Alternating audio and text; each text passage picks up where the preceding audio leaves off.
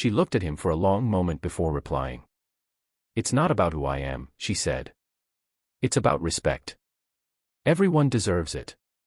Remember that." The boy nodded, his eyes cast downward.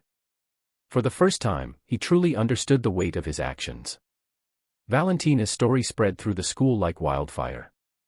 But not in the way most stories of fights did. This wasn't about violence. It was about courage, self-control, and standing up with grace. Students who had once ignored her now looked at her with admiration. And those who once feared the bullies learned something important, that even the quietest person can hold unimaginable strength within them. By the end of the week, those bullies weren't tormenting anyone anymore. They had been humbled, transformed not by humiliation, but by the lesson they were forced to learn: real strength isn't about dominating others. Real strength is about control, respect, and the ability to stop a fight before it even begins. And that was Valentina's gift to them. She didn't seek revenge. She didn't bask in her victory. She left behind a message not just for the bullies, but for everyone watching. Seconds. That's all it took. Seconds for Valentina to turn the hunters into the hunted.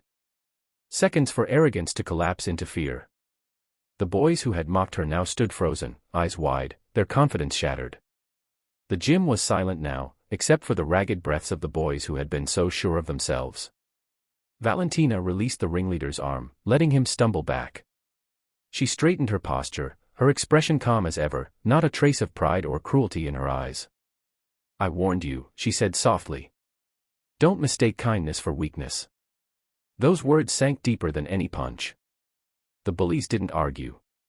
They didn't sneer. They didn't dare.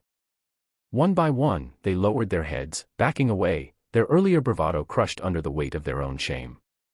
Valentina didn't chase them. She didn't need to. Her lesson had been delivered in the purest way possible, not through anger, not through revenge, but through undeniable strength and discipline. But the story didn't end there. Later, one of the boys, the same who had mocked her the loudest, approached her in the hallway, his pride still bruised but his tone different. He didn't come with insults. He came with hesitation, scratching the back of his neck. "Hey, Valentina," he muttered. "Listen. I didn't know. I mean, I didn't know who you were. Or what you could do. I'm sorry." The laughter grew louder as the boys closed in. One of them tried to grab her bag, tugging it roughly. "Come on, let's see what's in here." "Maybe some ballet shoes," he sneered.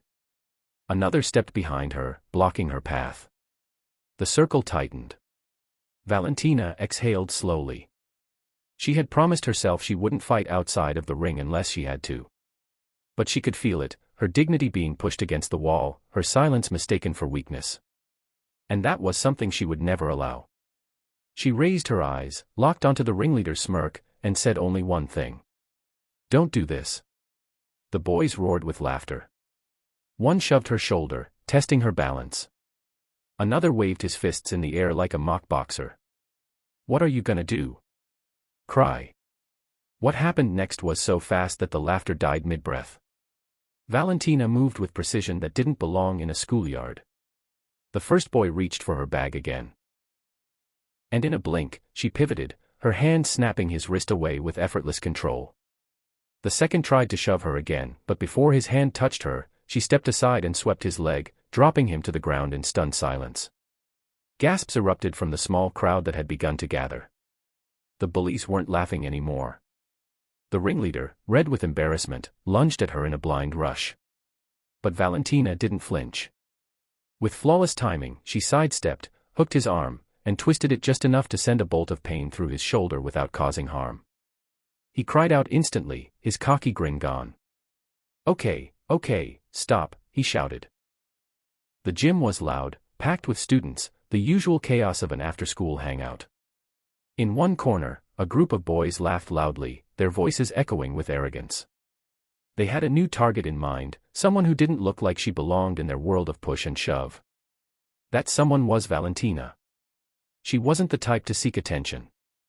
Quiet, focused, and with an almost unshakable calm, she often walked the halls unnoticed.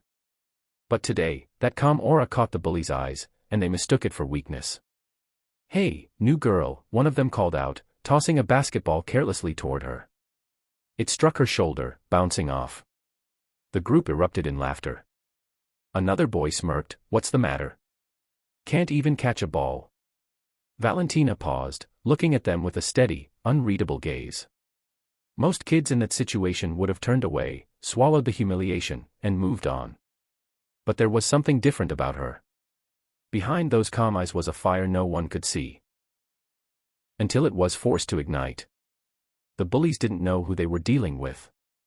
They didn't know that the quiet girl they mocked was Valentina Shevchenko, the same girl who had dedicated her life to martial arts since childhood, who had trained harder than most adults could even imagine. To them, she was just a small, foreign girl with an accent. To her, they were simply a challenge she hadn't asked for. But challenges have a way of finding her.